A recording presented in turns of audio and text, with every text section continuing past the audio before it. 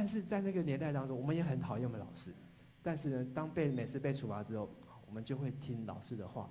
可是你发现今天这个年代当中，越来越少的处罚，但是呢，这些学生跟老师的关系却是越来越糟糕。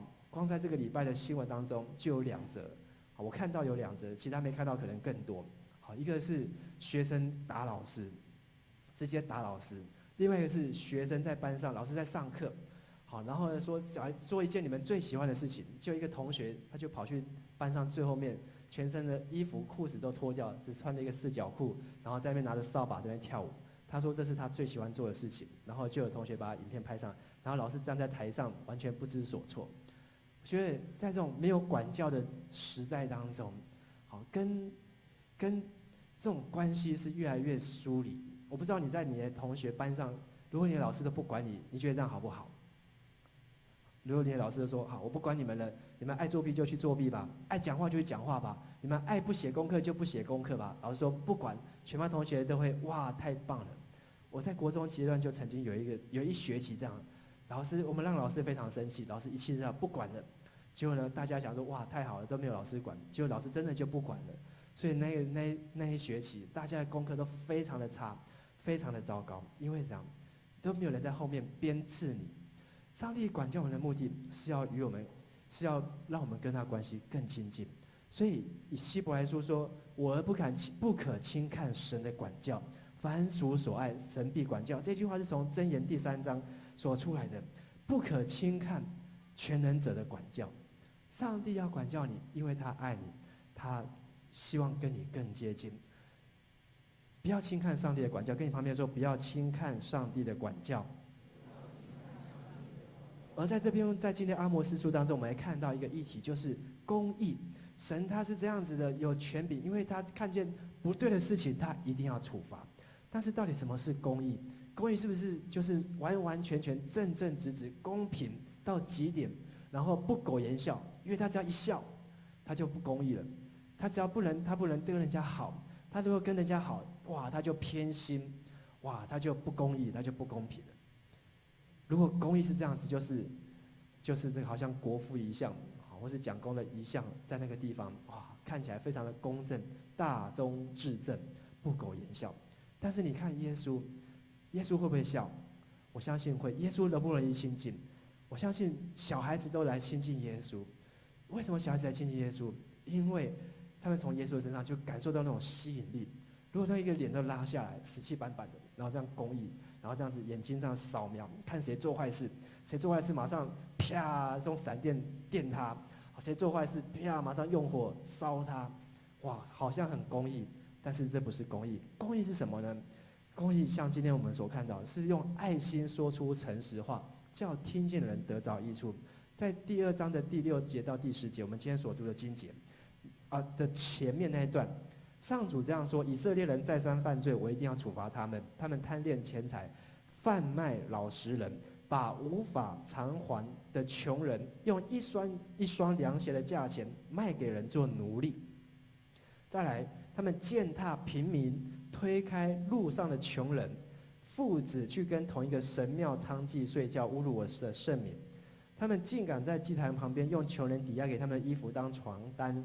他们竟敢在上帝的殿宇里面拿剥削穷人的钱来买酒喝。我的子民啊，亚摩利人就是外邦人，虽然像香柏树那样高大，像橡树那样强壮，但是为了你们，我上帝还是把这些外邦人彻底消灭。我把你们从埃及领出来，在旷野里面带你们40年，把这些外邦人的领土赐给你们。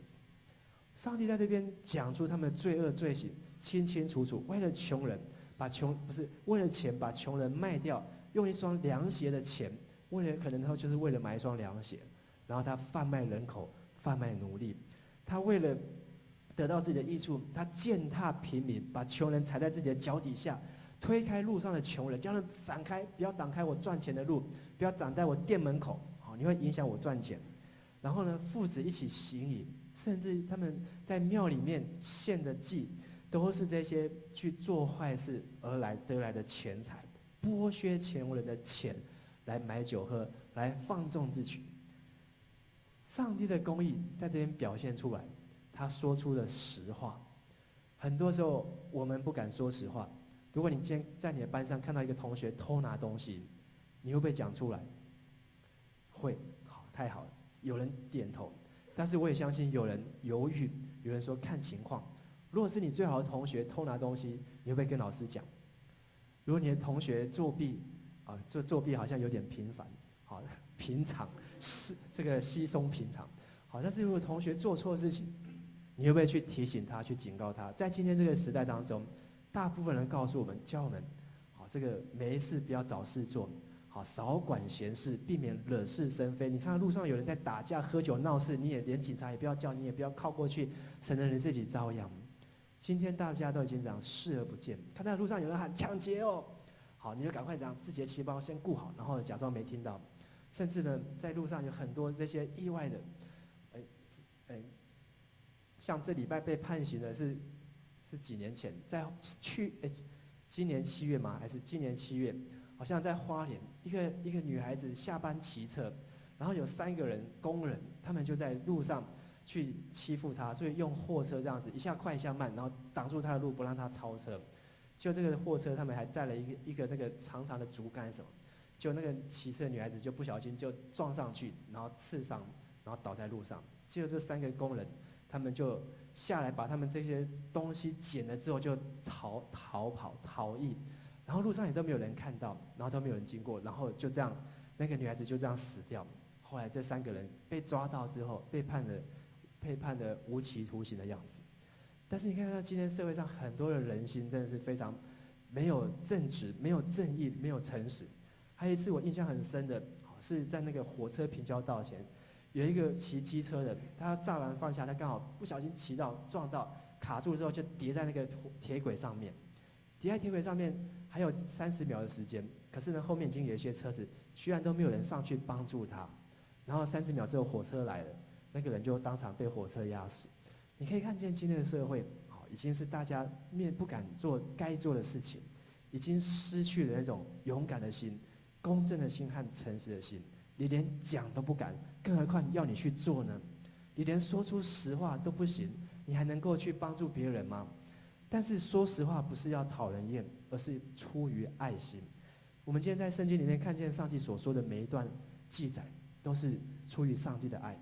如果上帝不爱他们，上帝他懒得讲这些。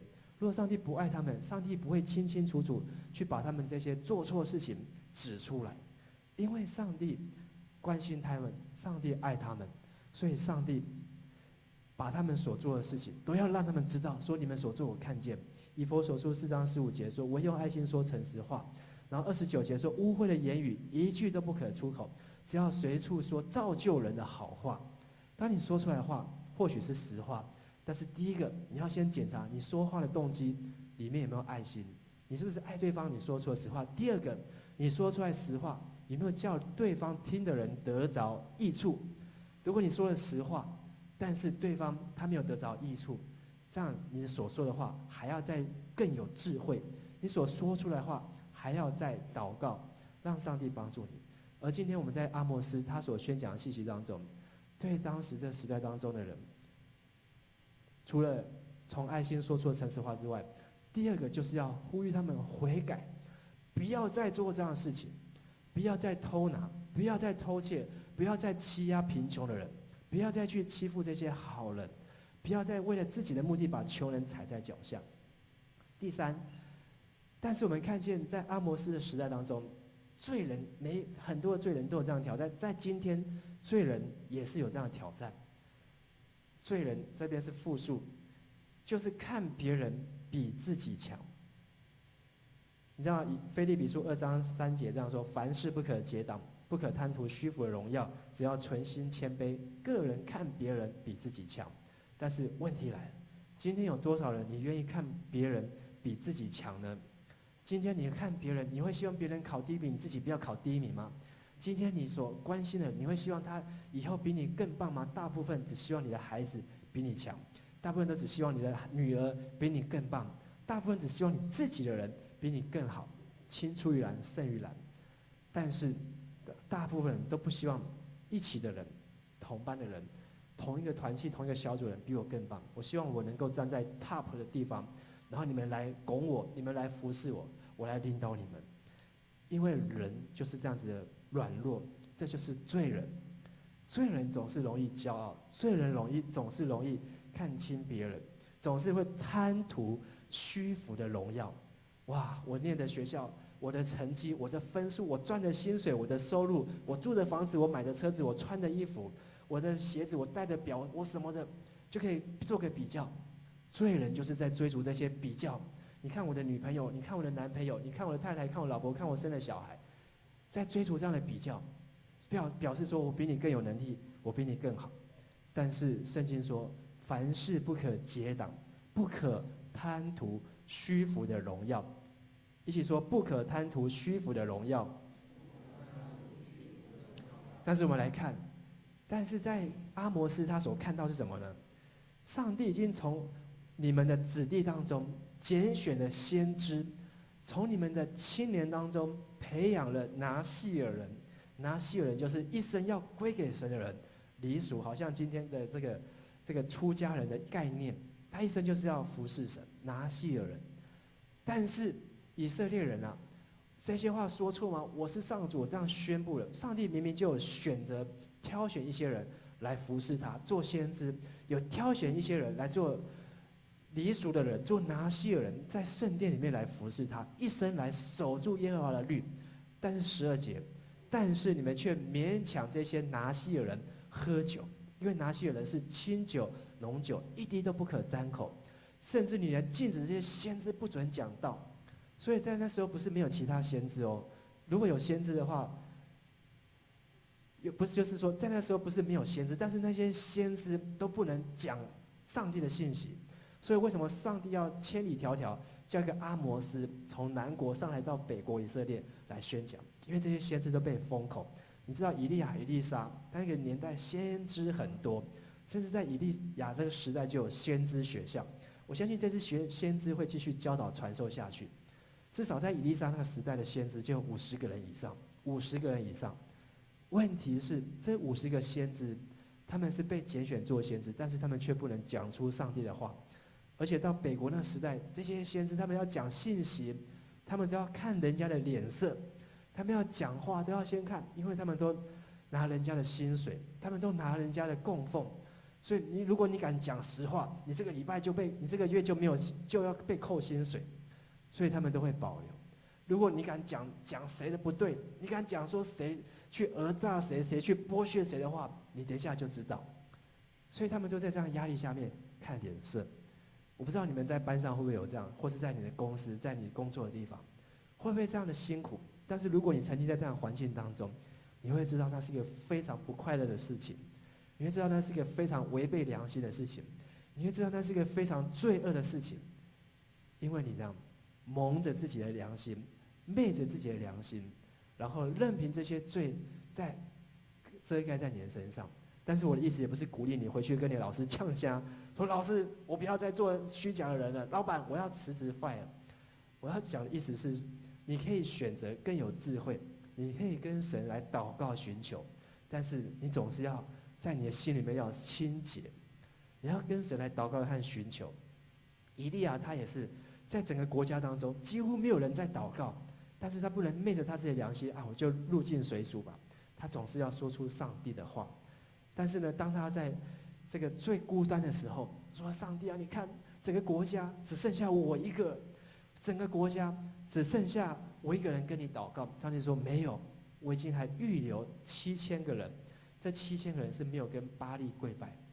上帝早就有预备，所以你不要觉得自己很了不起，不要觉得自己很这样子独一无二。有时候你要觉得自己是独一无二没有错，事实上是这样，但是你不能把自己独一无二到一个极限，好像全世界只有我，全世界没有其他人，这不是上帝的心意。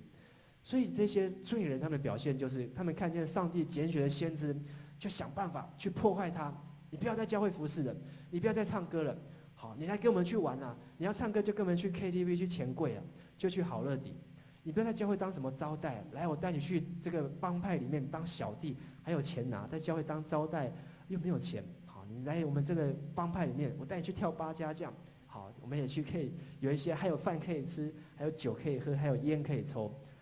他就用这样的方式，甚至就诱拐他，给他吃一些 K 他命，给他吃一些毒品，